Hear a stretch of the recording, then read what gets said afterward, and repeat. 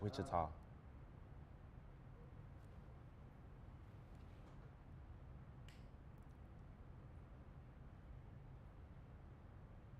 Good afternoon. It's a beautiful Friday, October 19th. I'm Haley Spivey. I'm Jalen Spites. And I'm Carlton Lawrence. And here's what's going on today.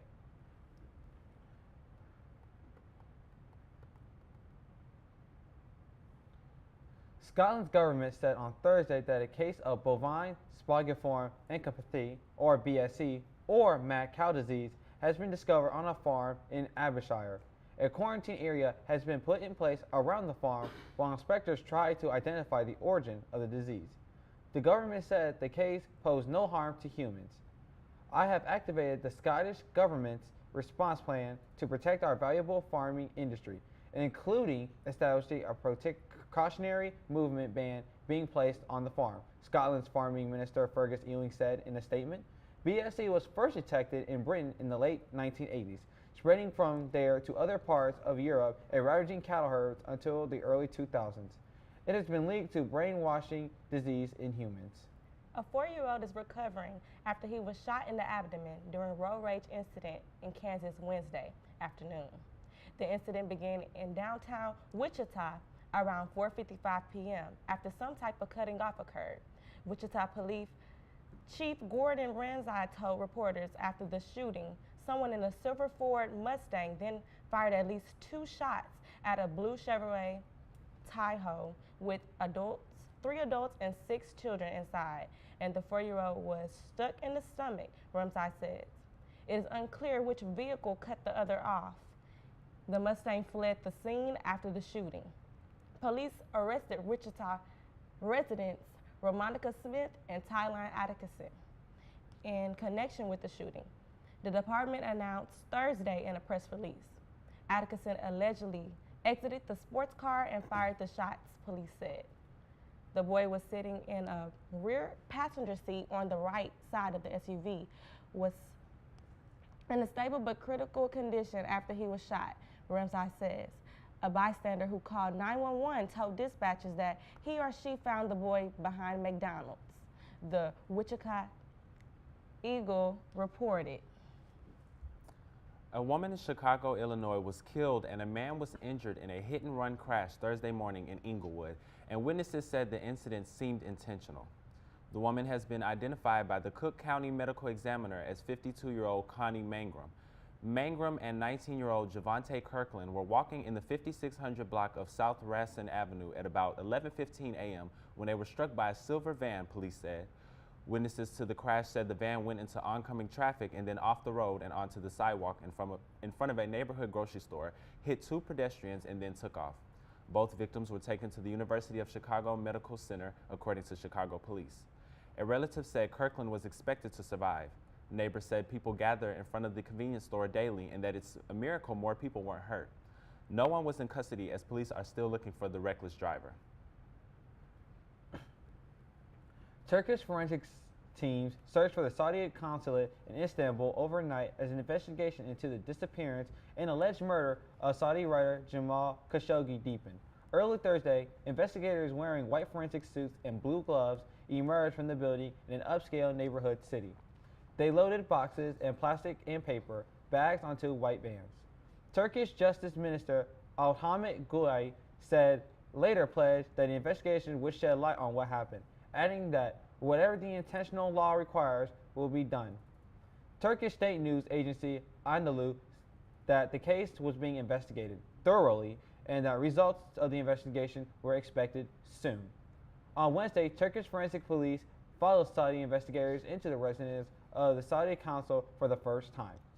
The search by the Turkish team included the roof and deployment of the drone over the area, which is a 10-minute walk from the consulate. Footage from the scene showed investigators using ultraviolet lights to look for stains. President Donald Trump said Wednesday that the U.S. had called on Turkey to share any audio recording that might have alleged of Khashoggi's killing. We'll be right back with regional news. At Prairie View A&M University, we've been igniting passion in students for more than 140 years. It's about inspiration, It's about global influence. It's about self-expression and individuality. It's about trailblazing a path of excellence. It's about engaging in the greater community. Above all, it's about helping you realize your dreams. Ignite your passion. Experience Prairie View A&M University.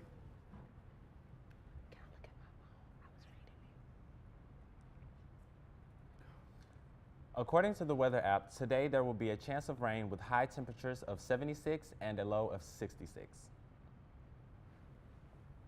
After the wettest September in Texas history, multiple Central Texas reservoirs are completely full. That has forced officials to consider releasing a historic amount of water down the Colorado River. Across Central Texas and the Hill Country, heavy rain has led to catastrophic flooding in the past week. A bridge over Llano River collapsed outside Kingsland on Tuesday, and waters continue to rise, with homes flooding in the Kingsland, Marble Falls, and Granite Shoals. With more rainfall in the forecast, state and local officials are working to manage floodwaters before they move downstream. 8 floodgates are likely to open on the mainstream dam above Lake Austin as more rainfall is expected over the next few days. The Lower Colorado River Authority, which operates the Highland Lakes dams, calls on potential move in unprecedented action. Officials announced Wednesday that a woman was found dead at a low water crossing in downtown Llano, the second death as a result of the week's floods, the Austin American-Statesman reported. The extent of the damage from the area of flooding in Burke County is both breathtaking and heartbreaking, State Senator Don Buckingham tweeted Wednesday after surveying the flooding on from a helicopter. Along with U.S. Senator Ted Cruz and U.S. Representative Roger Williams, Buckingham met with consulates on the ground and observed the damage of homes and infrastructures. A priority for Buckingham is to determine what resources will be required to rebuild the FM 290-900 bridge near Kingsland, according to her office. People can sign up for updates from the LRCA Flood Operations Notification Service regarding flood operations at dams along the Highland Lakes and Lake Bastrop. There is an option to sign up via a registration form or by phone.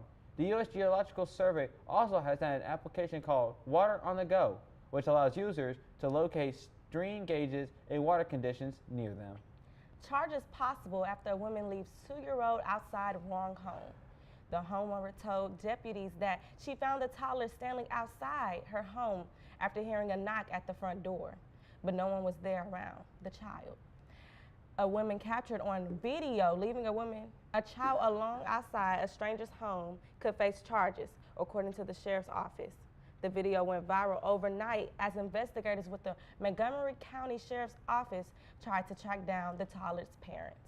The child's father says the woman in the video had dropped the toddler off at the wrong home. It happened at about 8:30 p.m. Wednesday. Surveillance video showed the woman, now identified as the friend of the child's mother, knocking on the door of a spring home. She then ran back to her car before anyone could answer the door, leaving the child behind with 2 bags. The homeowner told deputies she heard the knock and went to see what it was.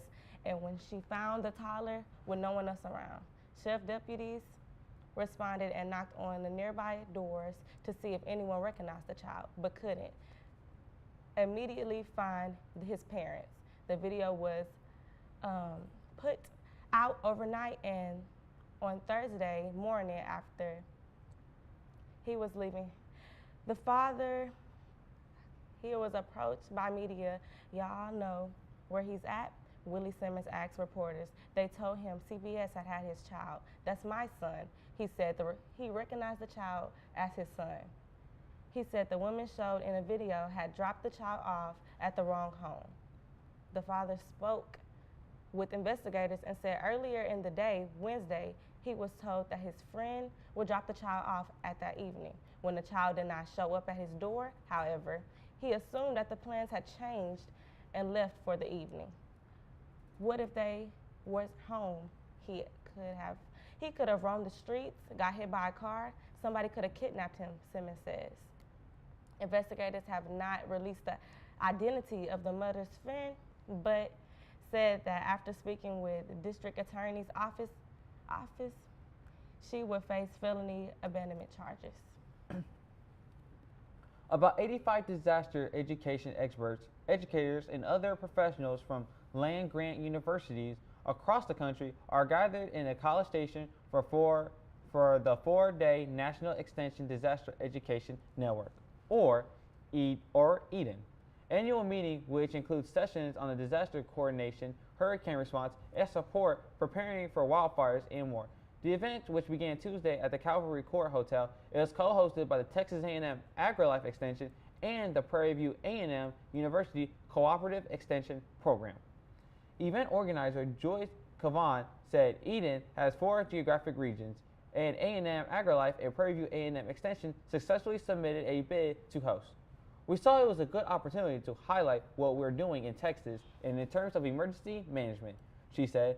Cavan, an associate professor and extension specialist at A&M AgriLife, said Eden serves in a number of capacities to provide educational opportunities in the areas of disaster relief, preparedness, and recovery.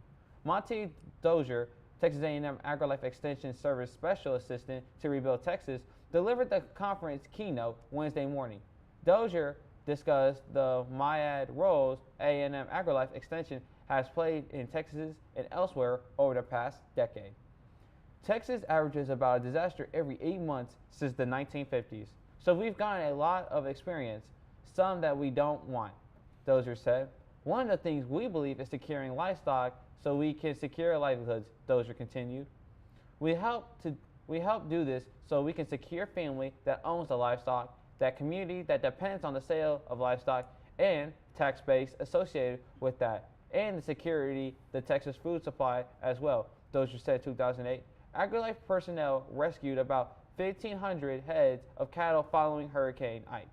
He said that the organization's first foray into animal rescue and that the operation also worked extensively post-Harvey. Prairie View is kicking off Homecoming Week on Sunday with its annual Gospel Fest, which will include performances and appearances by gospel singer Fred Hammonds and social media celebrity Christiane Porter, known as The Christie Show on Instagram. The Gospel Fest will be held in the MSC Auditorium Sunday, October 21st, and you must have a wristband to enter. If you did not get to pick up your wristbands, an overflow room will be provided. Thank you for watching today and have an amazing weekend.